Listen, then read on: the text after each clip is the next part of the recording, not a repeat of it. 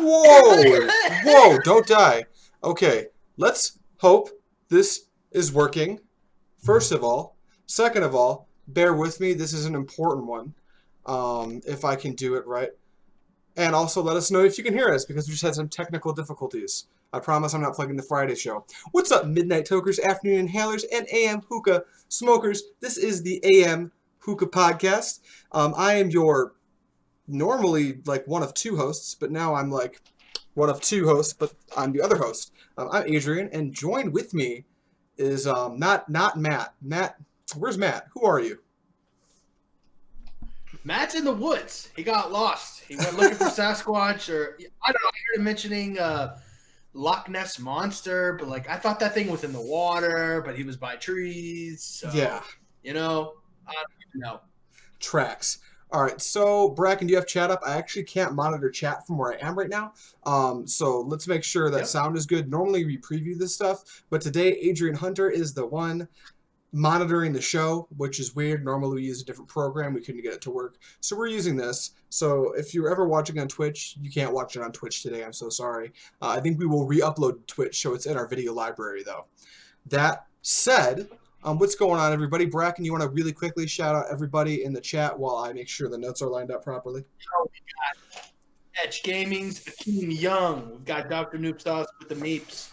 We've got Derek Moses, who is still fighting Nightbot to this day. It is going to be a battle of the Titans, and we shall see who wins. Spoiler alert, we control Nightbot, so Derek, if you really want to win, hit us up. We've got B-Lou. He's coming in with the pots and pans. I don't know what the bowls and the plates have done to piss him off, but he only talks about pots and pans. Let's see who else is in here. We've got Captain Wetbeard as always. We've got Diamond Roberts, Maggie Salter, and that's about it right now. Hey, if you're watching, drop a like. Just do it. Drop a like right now. Let us know. If you don't like it, don't like it. But, you like it because you're here. That's a fact. Okay, so hopefully my stress doesn't show through too much because I am incredibly stressed. Also, if video quality isn't in sync, I apologize. It should be, but I'm seeing some issues here and pretending to be on Matt. Bracken, let's start here. How the hell are you, man? I am doing wonderful. How are you? I'm good. I'm chilling. My blood pressure is probably way higher than it should be for my age and temperament, but that's fine because hopefully we can get through the show without it being too awful. What are you? Well, we're here to have fun. We've got the podcast going. We got our fam in chat spamming it. Cam just came in. Ariel, my wife's in there. We got lots of people. So we're here to have some fun and talk about some stuff. Beautiful. Everyone, let us know what you're smoking in the chat. Also, let us know if the audio and visuals out of sync, because I think it might be. And that may be something we have to deal with today, unfortunately. Bracken, what's in your bowl, dude?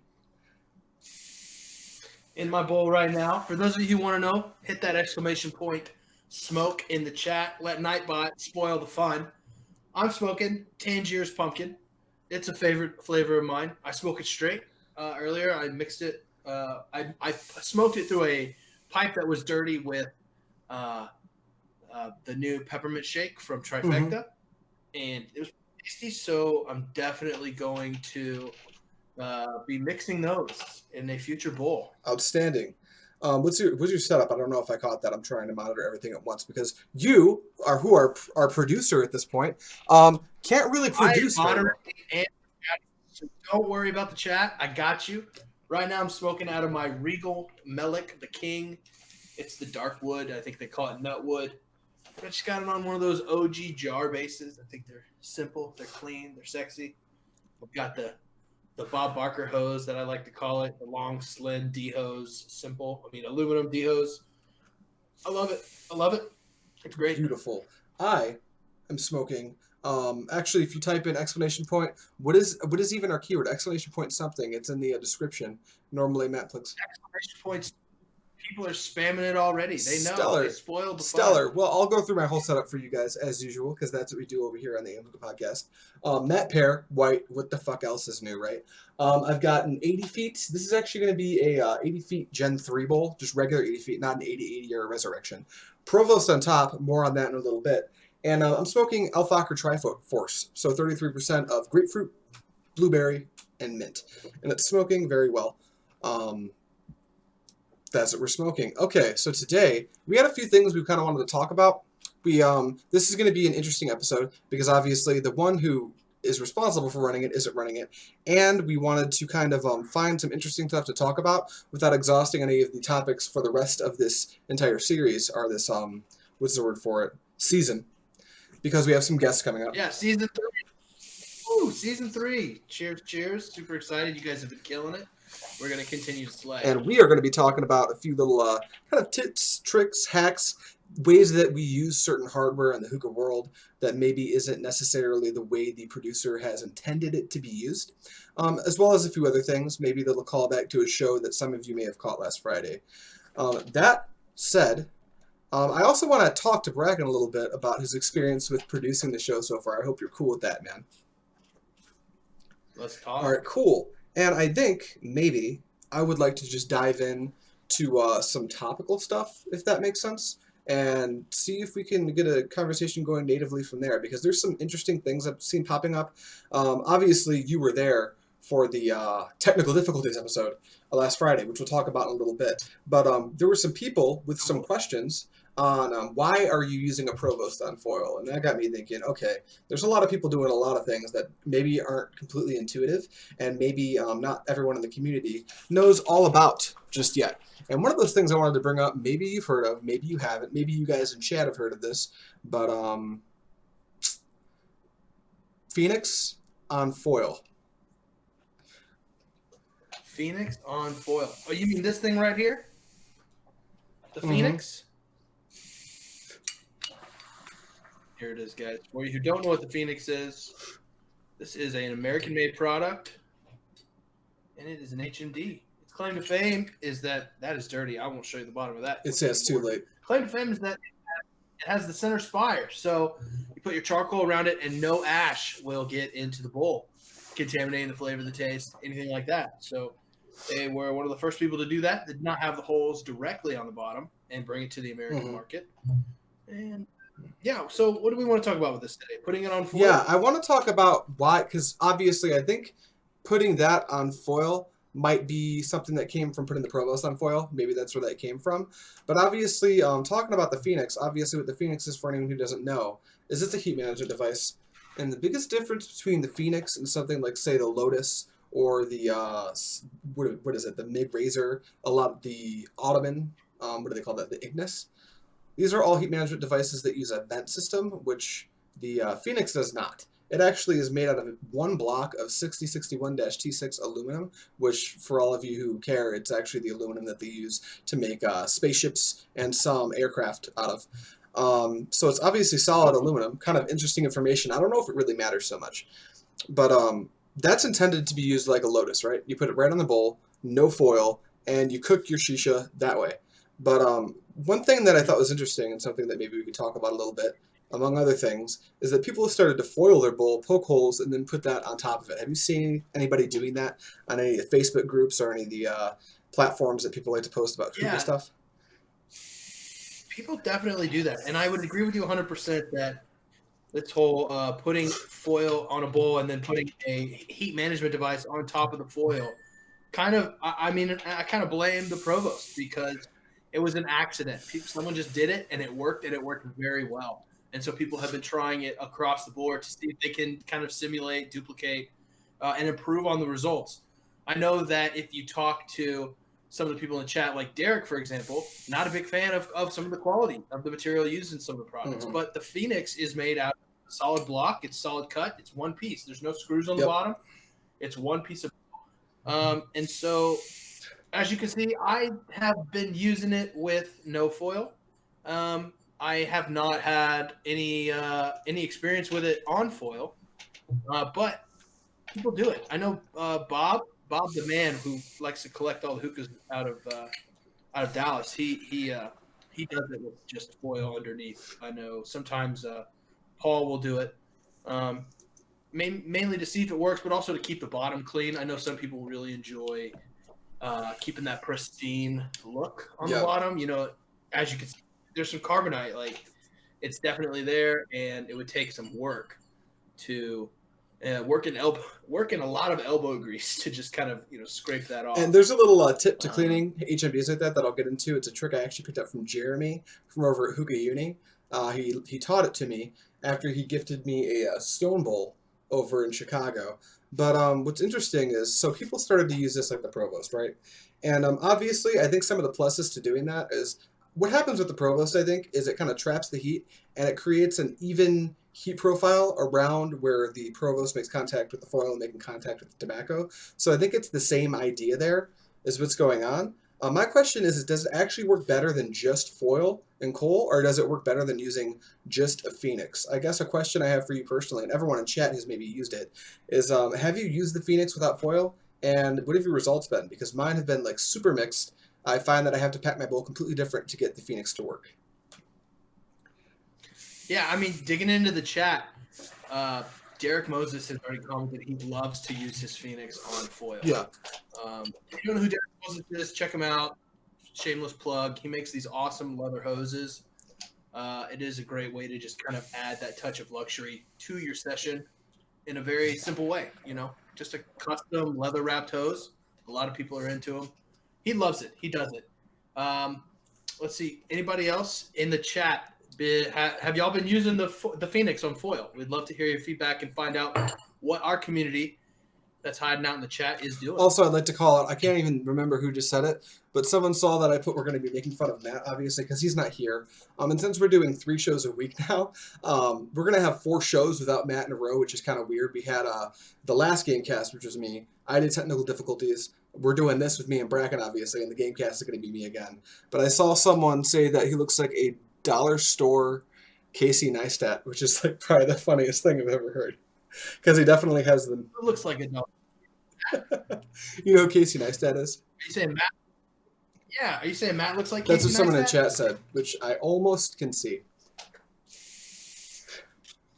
That's pretty funny. We'll have to get him some Ray-Bans to throw on. Yeah, with the paint that Casey Neistat puts on it and chips off. Yeah. So I mean, talking about it, Derek, he's saying he's had great sessions with his Phoenix on foil, but when it comes to the Phoenix without foil, he has not had a good sessions with it. As well as Jeremy. Jeremy says Phoenix on the foil is personally not for me. That's really what it comes down to. And in every single aspect of, I think, something we're going to talk about today is there is that huge factor of what is your personal preference. Mm-hmm. So what we're saying is not like set in stone. It's not, it's not the law. It's just what we do. So Wayne mentioned that when you use the Phoenix, you have to change the height of the pack and not change the way that you pack. So that's interesting.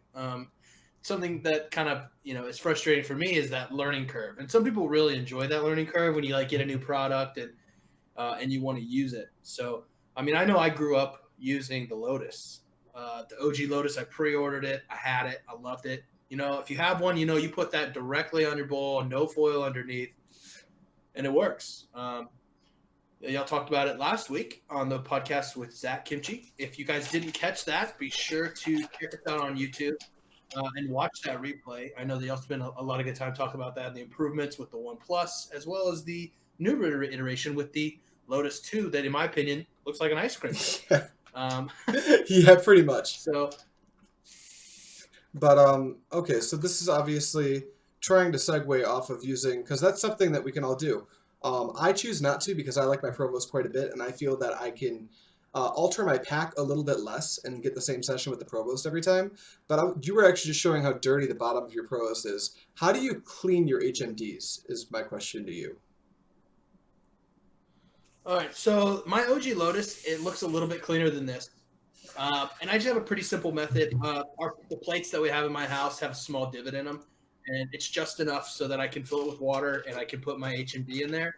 Not when it's hot. I let it cool off, and it's literally just kind of sits the bottom part in water, and I'll come back to it the next day with some steel wool or a wire brush, and I'll just rub it off, scrub it off. It'll come right off, no problem. But I want to hear about the trick that you just mentioned earlier that Jeremy taught you from Hookah University. Let's hear Okay, about that. so I was hanging out at the Hookah University frat house, the Airbnb we all had, and Jeremy started to clean. I think it was his Lotus that he was cleaning, and this works on the Phoenix. Every HMD I've tried this on, it works very well. Anything you would use without foil. You get a lot of gunk built up on the bottom, so he straight up grabbed. I think you can use any cube, but he used a Superior Cocoa, and he used it as basically a bristle pad and cleaned off the bottom of his HMD using a coal.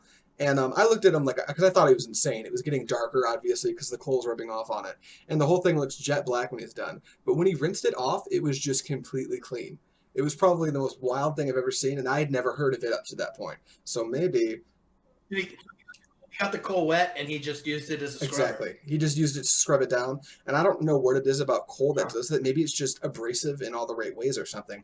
But it worked really well. And that's a really easy kind of hack.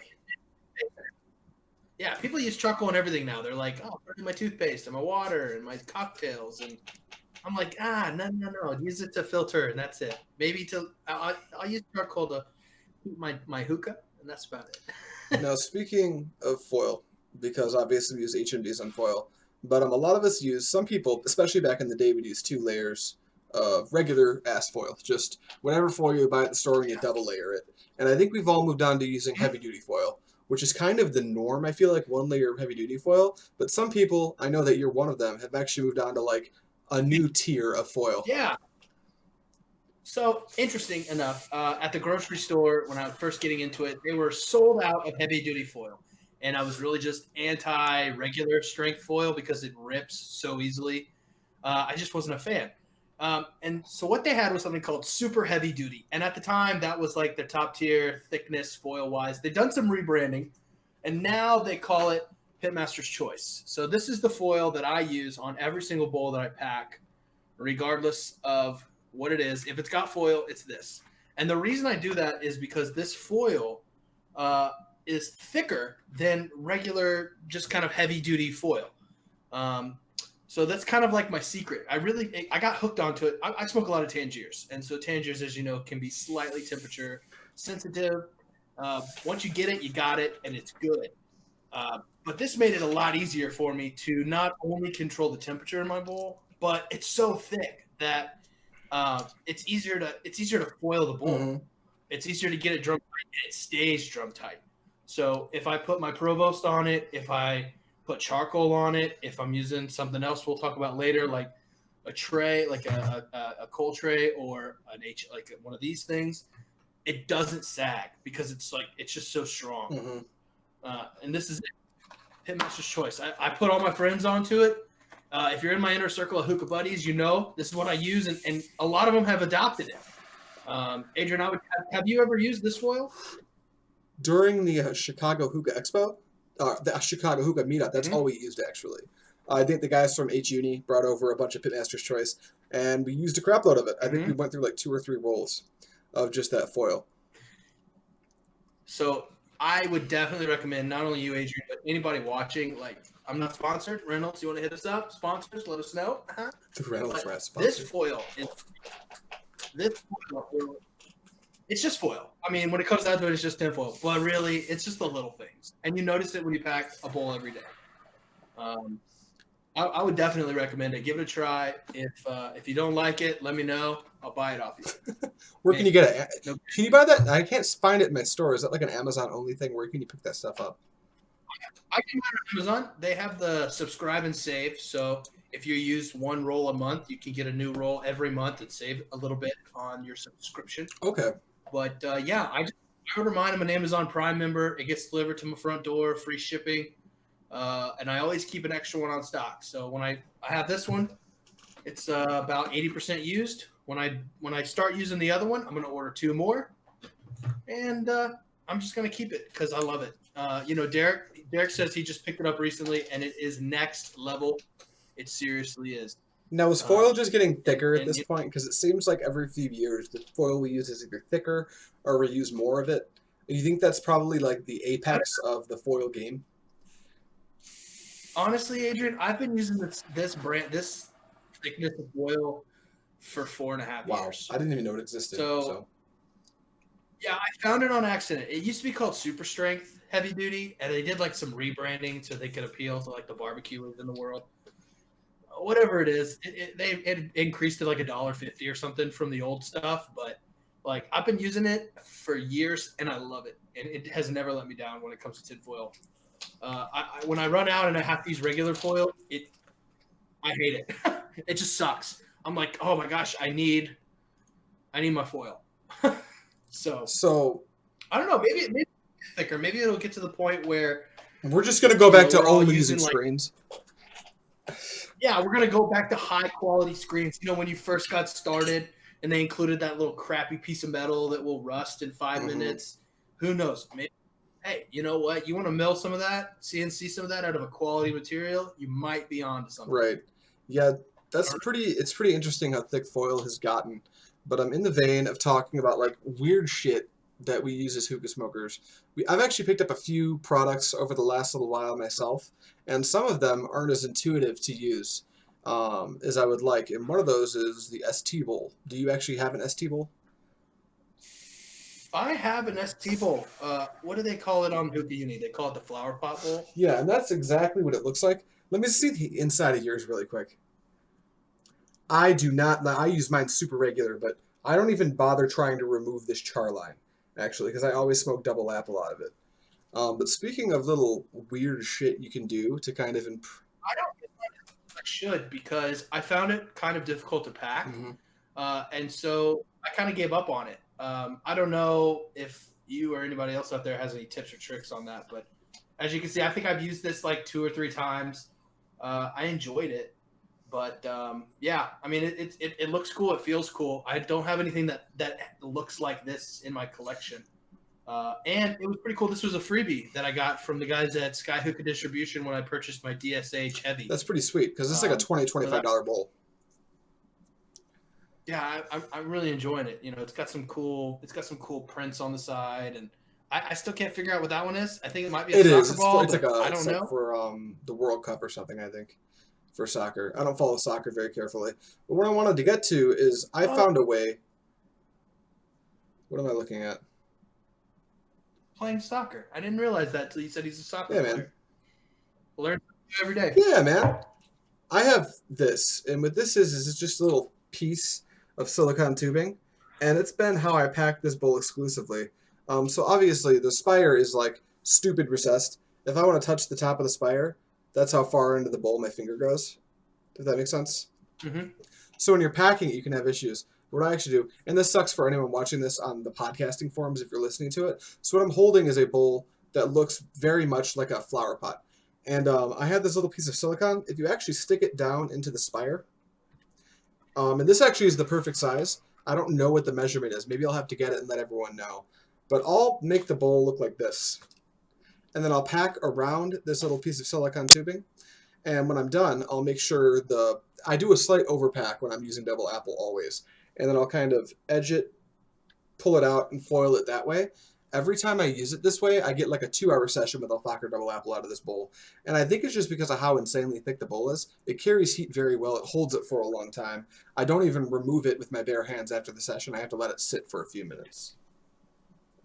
Does it compare in heat retention to like a stone bowl from Brandon George? Yeah, absolutely. I would say that obviously, like the stone bowl I have is the stone fit, so I use it with an HMD.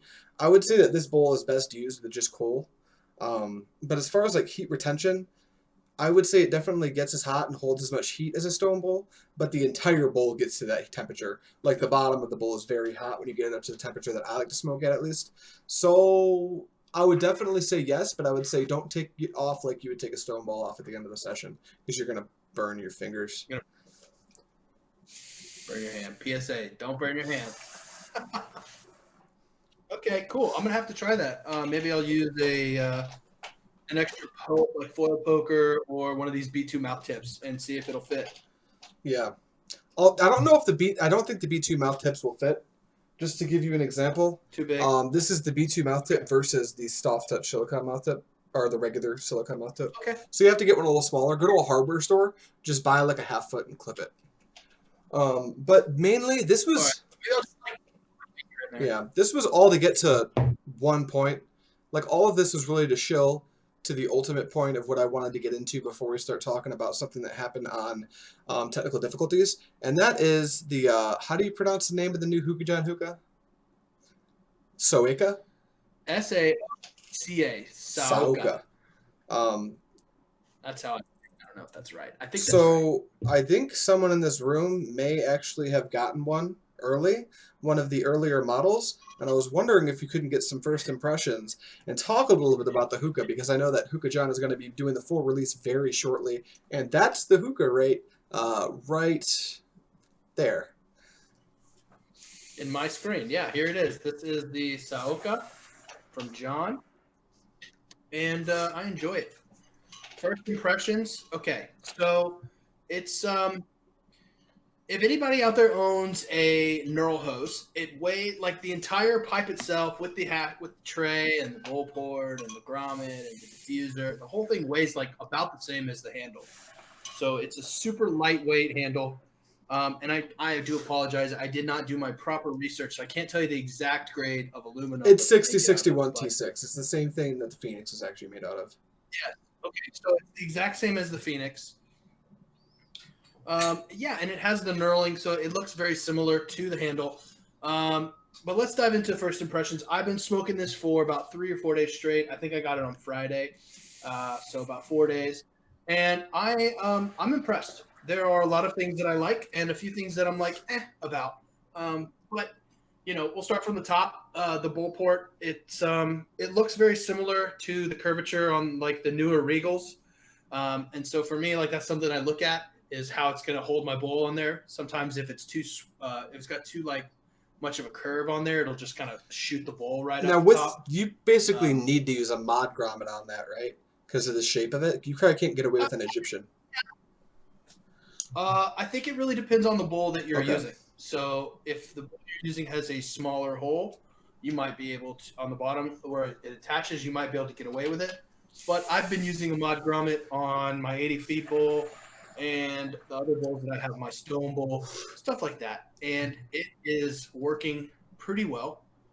And yeah, so it attaches right there. The ashtray is pretty cool. I like that it's when it screws in. I like that. It's very sturdy. Like it doesn't wobble. It doesn't spin on its own once you kind of tighten it down. And then a cool feature that it has are these ridges. It's kind of got a nice little texture right here on the tray. And the reason John did that was so that if you're somebody who is taking coals off of your bowl and resting them on the tray, you can put them here and they won't black out.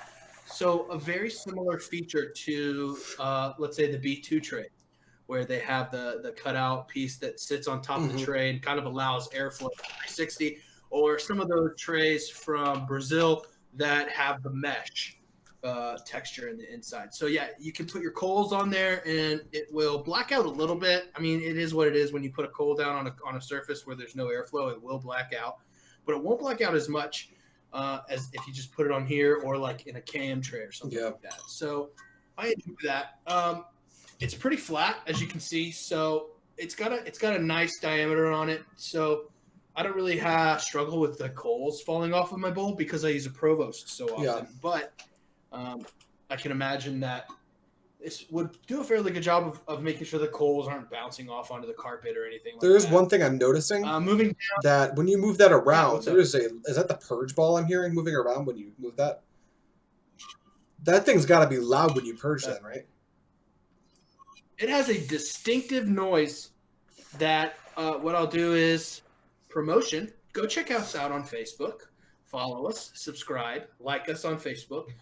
We'll get a video posted in the next couple days showing it being smoked and purged so that you can get a real life kind of visual on what it looks like. And you'll understand what I mean when I say it has a unique sound.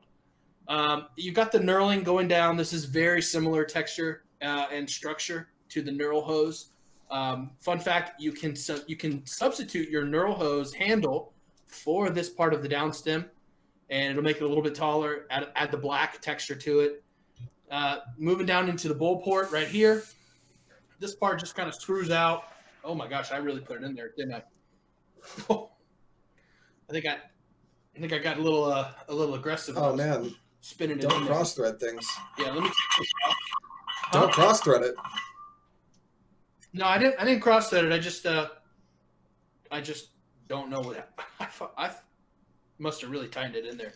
So that comes out embarrassing. Hello, live. Everything can go wrong, will go wrong. So yeah, that comes out, and then you have the invisible purge. So this is where it purges out of, and then you have your downstem. So this is what it looks like. The downstem is one purge. piece, right? One piece with the heart. So no, the downstem unscrews, and it comes out. Now I got a question for you. And then you have the what's the downstem? When you thread it, does it thread up through the heart, and then you thread? It does. So it shares a design factor with the. Show me the top of the heart really quick. So the top of the heart is a male. This is interesting. You keep talking. It's a male. This is a male. That's how it attaches. It just screws on like that. And then the downstem will insert into the heart, and then it screws on like so. It's solid. It's not going to come out. One thing I love about this hookah, though my favorite feature right now, the thing I love most is this diffuser. This thing freaking works, and it works well. It does not impede the airflow. It doesn't restrict it, and it's not noisy. It's not like one of those diffusers that's just there and you can still hear it. This is quiet enough for me, and so I like how it attaches, right? So, oh man, dropping everything. It attaches just straight onto the downstem with the O-rings, and so you get a pretty snug fit every time. You just kind of twist it as you put it on, and it's there. It's not going to go anywhere. It's not going to fall off on accident, and that's how it connects. So if you're not a diffuser person, you can easily take it off. Which is weird if you're not, because I think it just almost objectively improves the session, my opinion. Yeah. So next part, this piece actually goes up into the downstem, and so you may be wondering, how do you access the purge ball? Well, similar concept with the O-ring and the attachment of the diffuser. The heart is two parts, an inner and an outer portion, and it just comes right out like so. I'm going to set that down here. So this is the actual, and I just washed this earlier, so it is a little bit damp inside.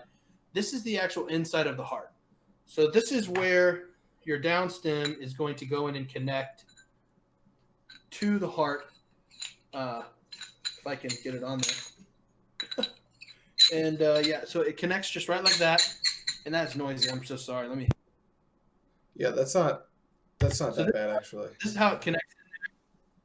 And it's cool because it'll hold this piece into it. So part of the deal with the pre-release was this part of the hookah was supposed to be a surprise color that is not this color. So you have your. I'm going to plug this so the ball bearing doesn't fall out. This is the part that connects to the hose port right there. So that little lipped piece inserts into there, and it'll make the seal. And then this hole actually houses your ball bearing, your little BB, so that it will be the diffuser. And so how that works is when you diffuse it, it pushes the ball bearing straight up into the invisible chamber here, and then it will disperse all the way around. From what I'm told, the MSRP product the full product ready to sell at full price will come with a plastic BB. Yeah. And so that for me is going to be really awesome. Like I said, this has a very unique noise. It almost has a bouncing effect. So There are going to be people who like it. There are going to be people who do not like it. And, really that's just going to be a matter of personal preference. Something I wanted to point out that I noticed about that pipe. When I was asking you if the downstem actually screwed through the heart, are you familiar with the Aviator? I have never owned one, seen one. Not a stellar hookah. It's fine for the price point that John sold it at one point, which was like $80 for stem and tray. Originally they wanted $190, which is way too much for the hookah. But one thing I noticed is that there were some similarities, and it seems like John really, if you use this in any way as a inspiration for it, they fixed all the bad stuff. This also has an invisible purge. These two holes right here where it comes out, but it's common chambered. And something that a lot of people know about the Aviator is actually the downstem goes up through the heart and into the upstem. So like you have to unscrew the up stem like that, and then you can take out the down stem. But it's pretty clunky, and I was really afraid that the Soeka or the Saoka would have that same problem. It stands for Santa Ana, Orange County, California. That's how I remember it. But I am glad to see it's paid. that he improved on some stuff. Because I was a little afraid it would be a lot like the Aviator, but that doesn't look to be the case. I'll say this, man. I enjoy decently open pipe. I enjoy Regals, DSHs, and B2s. That's my favorite. I think that with the draw, the way that it functions and smokes, this fits right up there with them as far as draw and performance. The purge is it works. I like it. I don't have to add a secondary purge ball to it. Mm-hmm. I mean, a secondary diffuser to it, which is nice. Sometimes I throw a diffuser on my DSH or my B2 because I want them to be just a little bit quieter. And so I'm a big fan. The only thing I don't like right now is the purge, but like I said, that's a personal preference thing. Some people are going to like it and some people are not, and that's just fine. I'm going to get a plastic BB from John here pretty soon. That will probably cut back on the noise quite a bit, which I think might be a problem. I believe it will, and I'm excited. Also, it'll make it easier. I mean, it's not a difficult purge, but you can tell that there is a purge ball with substantial weight in that smoke chamber. So, I was lucky enough to, pick one of these up for $190. John was selling them at a promo price because they didn't come out exactly how I wanted it. Right here, it has the Hookah John name on it. I don't know if you can see that, but the real model is supposedly going to have a Saoka right here and then Hookah John on the tray. So I was okay with that, and the inner part is supposed to be a secret color. So I think he has actually released the secret color. He's done it on lives. Well, if he has. If you don't know it, go check him out. I don't want to. There we go. Yeah, if you want to know, you got to know from John, because John's the guy that releases that stuff. Yeah. So this is the Saoka, and I'm still putting it through the paces, and I don't know if this is the best pipe ever made. I don't know if this is my favorite pipe ever made, and I don't know if this is going to be my daily pipe that I use by choice. But I will tell you that it is a pipe that works. And I think, I don't know, as far as John standards go, just throw it in there. This pipe, you can just throw it in there, and this will get you what you need. And I'm not upset. I really enjoy it. I don't have that many drawbacks from it. And I'm excited. Very cool. Well, that's awesome. I'm glad you picked one up on that pre-release because Matt and I missed the ball on that one. I was thinking about picking one up for purposes of showing it off on the show, but our producer having one is almost as good. In fact, I would say it's just about as good. But that's pretty sweet. Yeah, and I don't the ball bearing. So, there we go. Have fun with that, Bracken. Did you lose the ball bearing? I think I just lost. That's no good. Now you're going to have to get a plastic one manually. It's all right. It's all good. Oh, found it. Perfect. I'm glad you didn't lose it. So moving on a little bit, because we talked about the ST Bowl and the Soeka. I'm never going to pronounce that the way I'm supposed to. But I wanted to talk a little bit. I think we spoke about it on a previous podcast, maybe the first episode of season 3. I'm not actually sure if we had or not. But do you have any experience with the Eclipse line from Nirvana? I did not receive any samples or win any of those. I know that Anastasia on the Hookah Lounge was giving some samples away. Unfortunately, I was not cool enough to get one, and that's all right. Feelings hurt, but what's your feelings about it, Adrian? Because I know for a fact that you got it. Yeah, I have some. It wasn't really enough to put it through testing, and Matt, I think, received a full sample size. So here's the thing. I got mine through a friend, a contact, we'll say.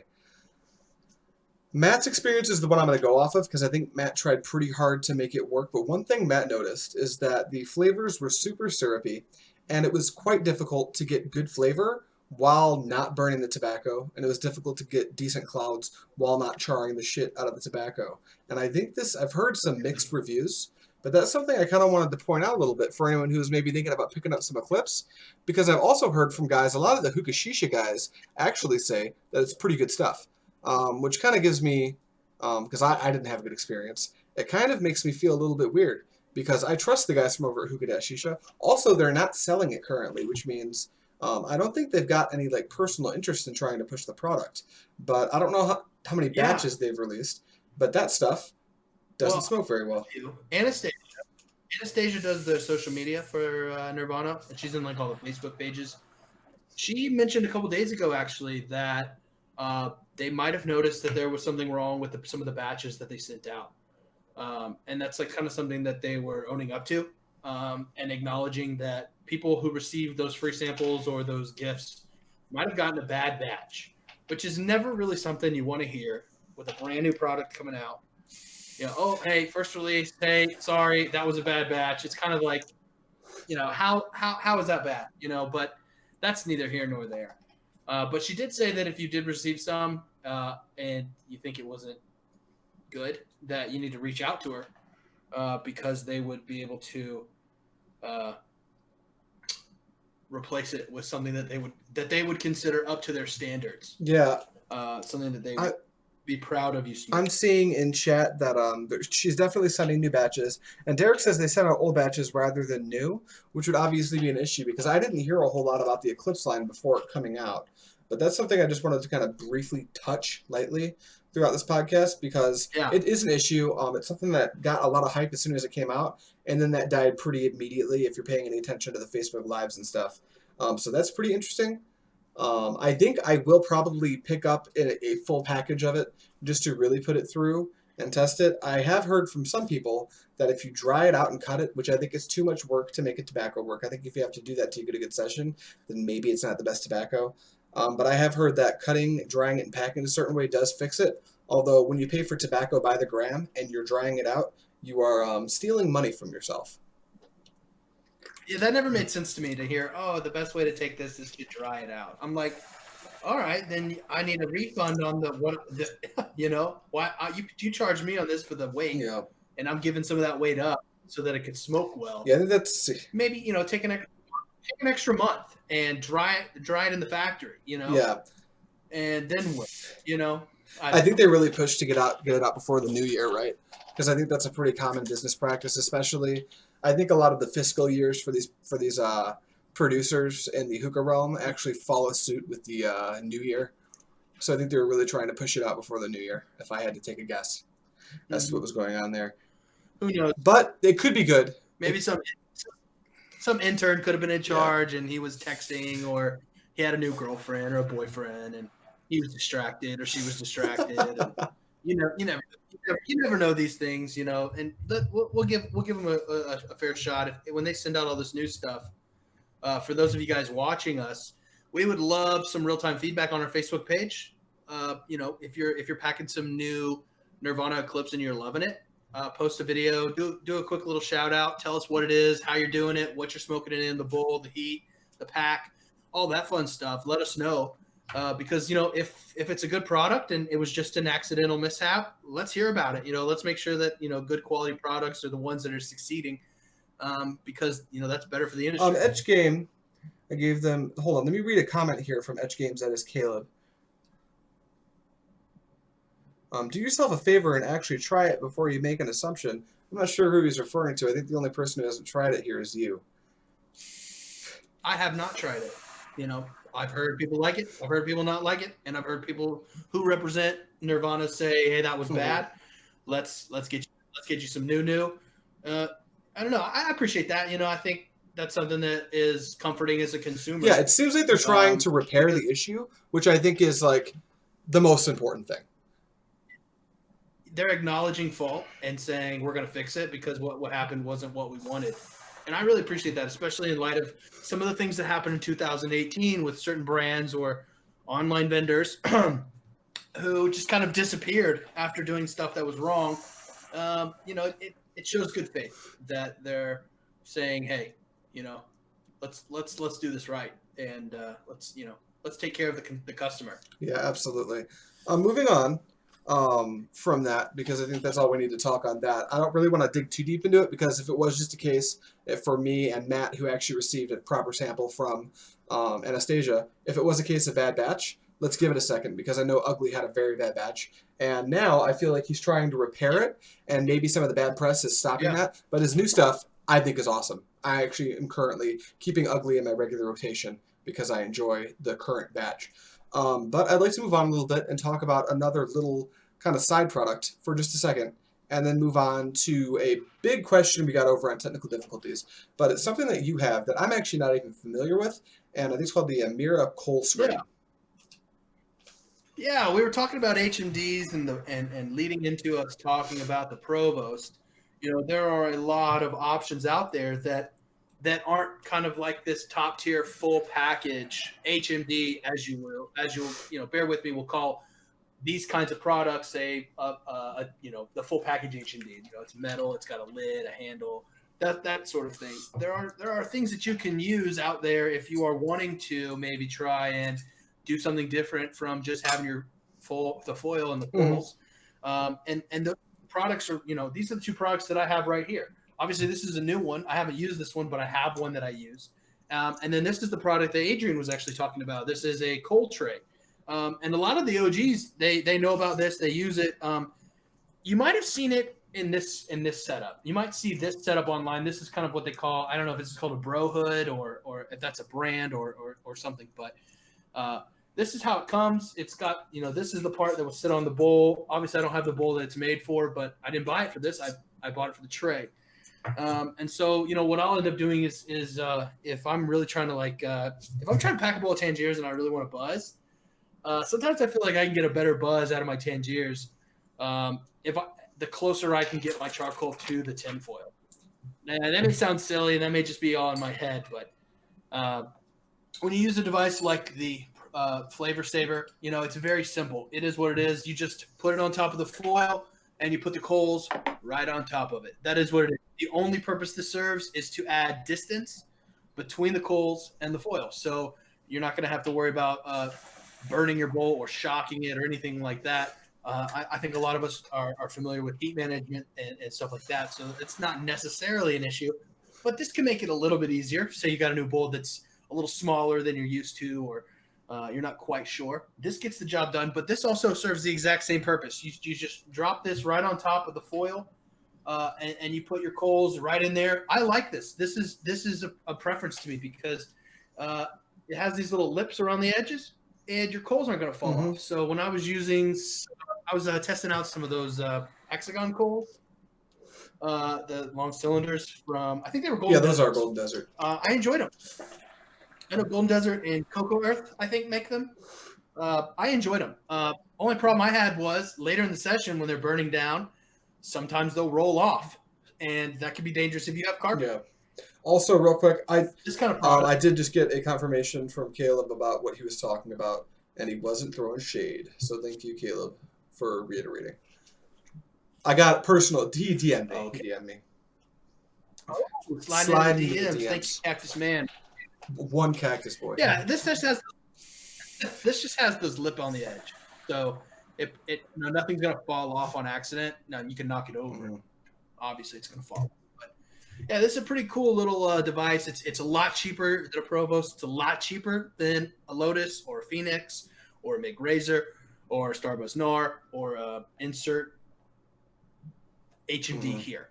Right? It's a lot cheaper. It could work for you. If you're looking to try something out, hey, these are kind of like little tips and tricks that I use. This right here, I don't necessarily use on my bowl. But what I found the best use for this, and, no shade thrown on John and his product, it's a very simple product, and it's super cheap. I put this in my coal carrier, and it keeps my coals from blacking out. Yeah. And to me, that's totally worth the $5 it costs to buy one. I just do this. Right. Oh, you got the ash mountain, in there. Yeah. Just bury the coals. Okay, so I tend to throw my ash out because I'm clumsy and I'll drop my coal carrier when it's empty, or I'll knock it over and ash will go everywhere, and I've already cleaned up like enough ash to fill a couple urns. But this helps me just put it straight on there, and you just put the coals on there, and it does the same thing. It keeps it from blacking out. I really enjoy it, and it's super simple and just like a fun little trick. So Yeah, and now you can talk pick up about it. flavor savers for like not $10 a piece, which is the original MSRP, which I think is a little bit high for a device like that. But the Hookah John came down with the price, so I think it's a much better product at that price point. At this point, for Yep. anyone who hasn't seen it, the first episode of something we call Technical Difficulties aired last Friday, and it's a live show we do going over like super niche little things in the hookah world of how you prepare your sessions. To give you an example, the first one was really basic because I wanted to keep it simple. It was alfalfa in an 80 feet resurrection bowl using the Provost. And we got a question that I thought was a pretty good question actually, and it was from Robert or Bobero, as some people call him, and it was, the fuck are you using a Provost on foil for? Which I think is a pretty good question for anyone, because I think a lot of us kind of just assume everyone knows when maybe not everyone knows about that. But I think we actually have almost, I think everyone in this chat, maybe hold for Bobero, has moved to using the Provost on foil, and we've alluded to that a few times. I'm doing it now. Bracken, are you using a Provost on foil right now? I sure am. I freaking love this product. I think that if you can afford it, if you're looking to experiment, if you're trying to figure out a way to kind of make it easier to smoke, this is like, oh man, I recommend this to everybody who doesn't have Yeah, so because now here's the thing. it's so fucking simple. How would you go about going through an entire session utilizing a Provost on foil? Because there's a lot of things that I think are missed kind of in the crossfire when people are talking about, oh yeah, I just put the Provost on foil. Like a lot of us, like I just actually made the transition from a crooked lid to a flat lid as the session goes on. Do you have one for demonstration purposes that you're not using right now? Yeah, so I think we'll kind of show one off just in case someone in the chat. Obviously, for those who are listening to us after the fact or audio only, check us out on YouTube so that you can see this. Maybe we'll post a picture on the Instagram or the Facebook page that you can go and check out. But what the Provost essentially was a device manufactured to fit an apple on top bowl in a sense that you can replace the tin foil on the bowl because the structure of the bowl, it was not a bowl that was very easy to foil. It was very round. It didn't have a lip that the foil could grab onto. It was wrapped in silicone so that you could grab it. It was a metal bowl. So the original was the tray. This is what started it all, was the apple on top tray. That looks bowl, as fresh. you can see there, Look at that. this has never been used. Yeah, so I'll explain why in a minute. So this was the original product. It would actually attach to the actual bowl itself with this middle pin, and you could rotate your coals and lift them off.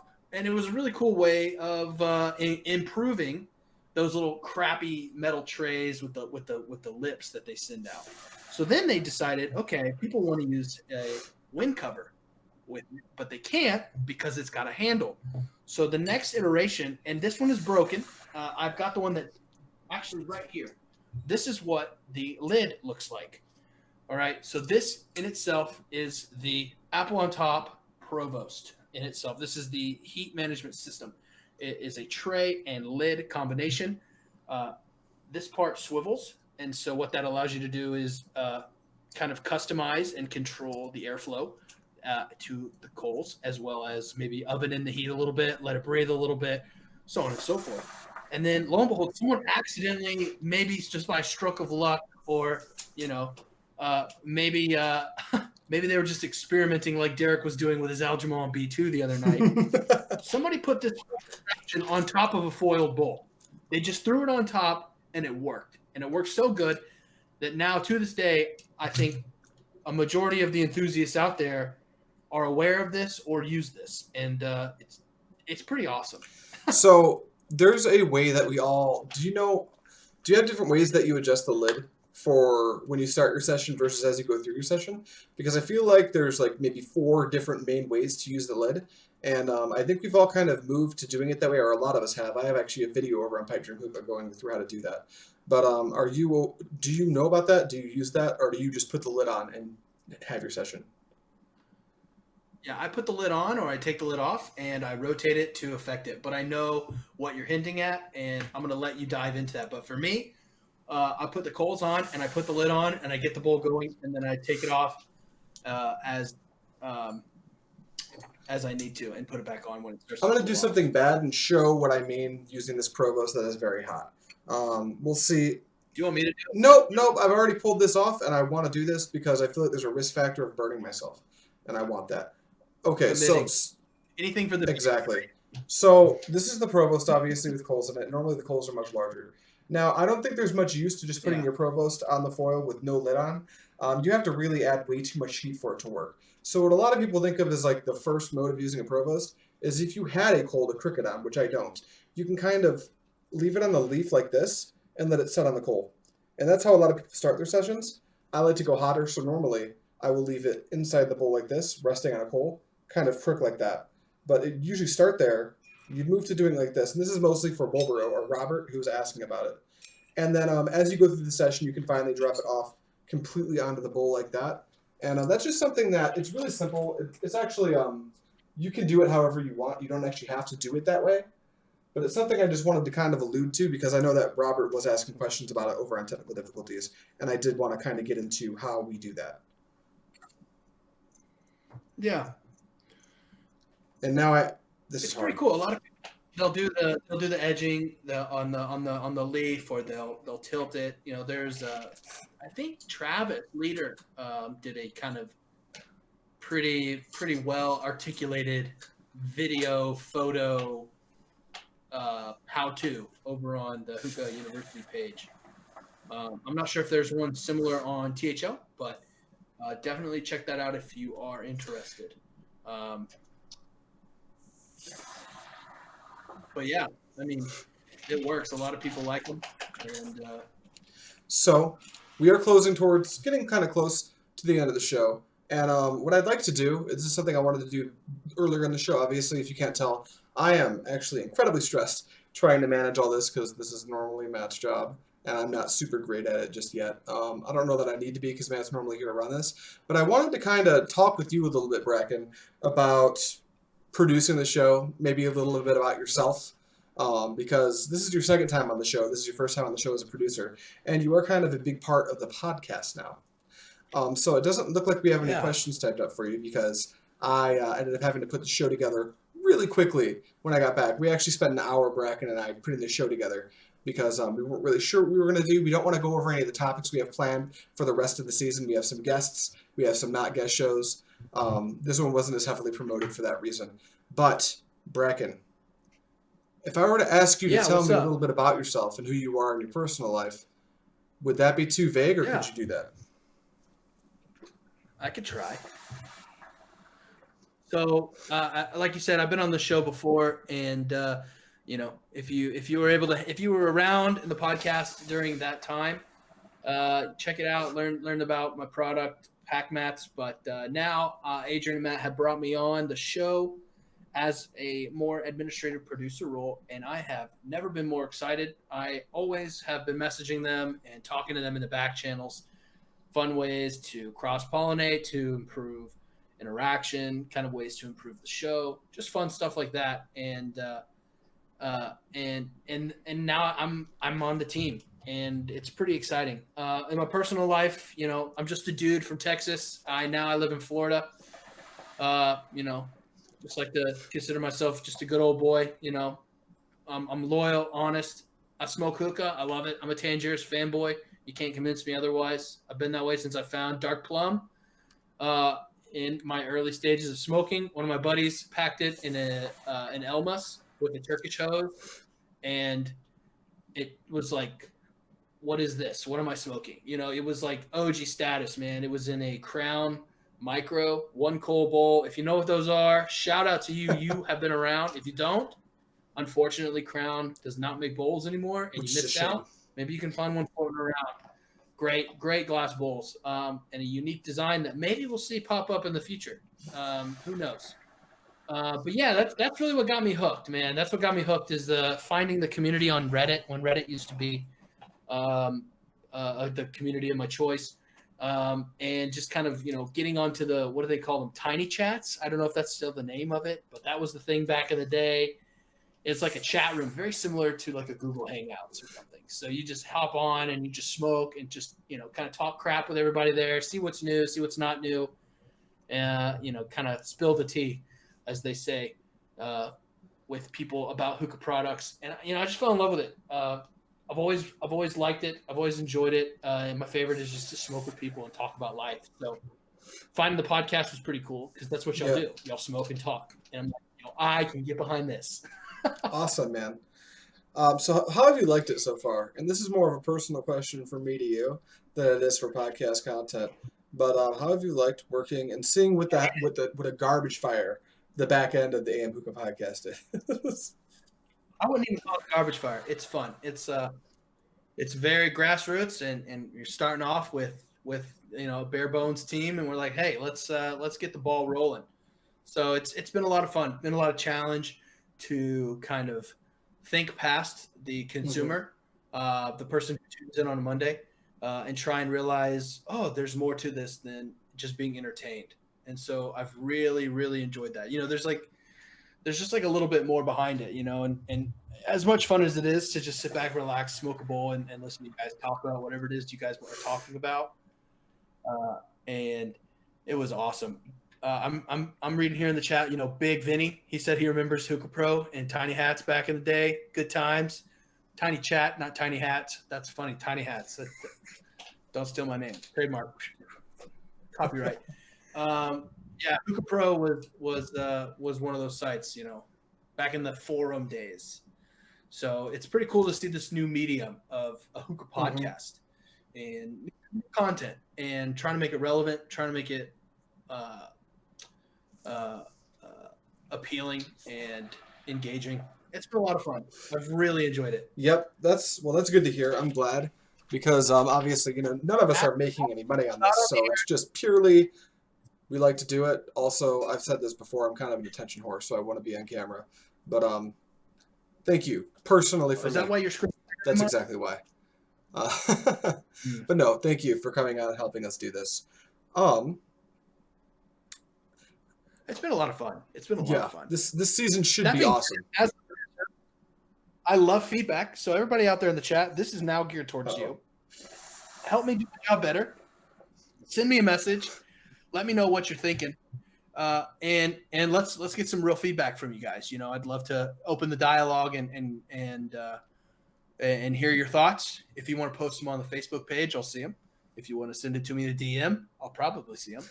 Let me know. So I have, before we sort of close the show down, I do have a question. This is directed at you, chat. Hey, chat, pay attention to this. Look at the screen. Look at me. I have a question for you guys on a way that we could maybe expand the content that we're doing. And my question is, would you like it if we started to do kept it hookah-centric maybe, but did some topics that weren't necessarily hookah-centric and implemented them into the show? You can let us know here on the Facebook or wherever, but I am interested as to whether or not people are interested in that, because as fun as talking about hookah over and over again is, I just want to make sure this content is exactly what everyone wants to be watching, and for the most part, I'm happy to sit here and talk about hookah, but if there's anything other people would like to discuss, we are open to doing that as well. Obviously, it's still going to be a hookah podcast, but I wanted to put that out there now because as we're going through season 3 and making some changes, expanding the roster of the different shows we have and stuff, I just want to start paying as much attention as possible to the people who actually take time out of their day to watch our show. So that's pretty important. Bracken has had a ton of good ideas, so I'm pretty excited that we've been implementing those as well. That said, Bracken, I think that normally we go for an hour and a half, but again, without Matt and any real type of topic for this show. I don't want to stretch it past its welcome. Does that make sense to you? Oh, definitely. Yo, Adrian, thank you so much for having me on. I do have to say I'm a little bit worried about Matt. He looked like he was kind of lost in the woods. So if anybody knows where he is, send him home, okay? It was weird having to sit in his little chair and getting his makeup put on, and I don't like it. So we need to have him in here. We need to have him back. Find him. Let's send out the search party. Does anybody have any bloodhounds? We could borrow them. Maybe Matt wore these socks that I bought from the podcast. I don't know, but we could AM Hookah socks and see if he could find them. I bet you haven't even worn those yet. Yeah, man. These are pristine. I love these socks. I keep them on my desk because they just look cool. They have that awesome yellow brick design. They got the toe patch, so like when your toes are poking through, They got the heel patch. I don't know why, but in case you don't know where your heel is supposed to go in the sock, it tells you. These socks are great. That being said, hookah merch, AM Hookah Podcast merch, if you don't have some, that's how you guys can show your support beyond subscribing and tuning in. If you guys love the show, if you're on board, if you are an AM head, I don't even know. We're going to come up with a name for you guys. But if you guys are one of those people that we haven't come up with a name with, check us out on our Teespring. If you don't know how to buy merch, it's easy. I'm going to do it right now. ! Merch. I'm going to put it in there. You're going to see it pop up. There might be a delay. That's going to show you how to buy merch. That supports the show. That helps us in any way possible. Like Adrian said, we don't make money off of it, but programs and computer software sometimes cost money. So you can help us out. That said, we will be back next week with the normal roster for the podcast with Bracken doing the producer duties as usual. Thanks, Captain Wetbeard, for looking out at chat for us. If we didn't get to anyone's questions, I apologize. It's definitely a little bit difficult because we're used to working on episode 1 went pretty well because we had a game plan, but this one's been a little bit more off the cuff, just trying to make a show happen while we are depleted by one whole live member of the podcast that normally does an entire job that I'm not equipped to do that I'm trying to do. So we got through a podcast. If it wasn't the most entertaining one, I'm not even going to apologize because we did our best. Also, thank you for watching. Don't tell us. If you didn't like it, tell us you loved it. If you loved it, tell us you love it. And drop a like. We got 15 likes. But we don't have – do we have a Captain Wetbeard's like goal going on right now? We do. I'd like it at 20. But again, this isn't something – that's actually – it involves some technology to have that up on screen that I don't fully understand what Matt's doing with. So – Yo, make it happen. Hit 20. Hit the like button right now. If you haven't, do it. What are you doing with your life? Are you subscribed? Did you just stumble across the podcast? If you're subscribed, then we're going live. If you didn't get the notification, that's because you didn't hit the bell icon, and that's your fault. I don't know what to say. Hit the bell icon. Hit the subscribe button. Check us out on Facebook. We have an Instagram that we're pushing. Go follow us on Instagram for your daily hookah. That's not the format, Bracken. Here's how we do it. You ask me where you can find me on social. Adrian, where can the people find you? you? Do you like hookah unboxings, on social videos, media? in general hookah content? Check me out at no, it's just Pipe Dream Hookah. I was about to plug a different channel. Pipe Dream Hookah on YouTube, and some news about Pipe Dream Hookah and AM. They are going to kind of be the same entity moving forward. Talk more about that on another episode. Might talk about it on Facebook. And then if you want hookah porn, I will go over to _Pipe Dream on Instagram or Twitter. And if you want to find us as a podcast, you can find us at the AM Hookah Podcast over on Where Is It Bracken Instagram and Twitter.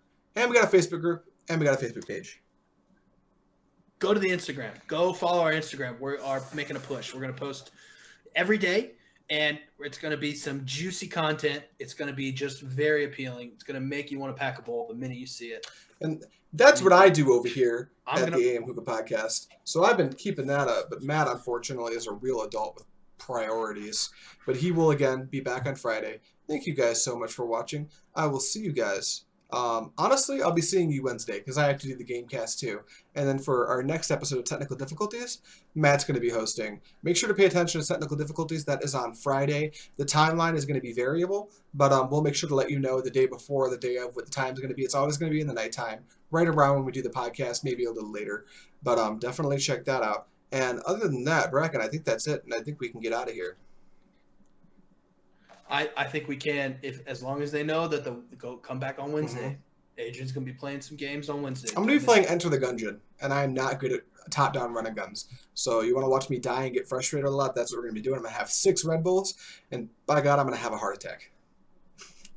So what you're saying is there's a potential for a caffeine-induced, nicotine-fueled rage. There is exactly that.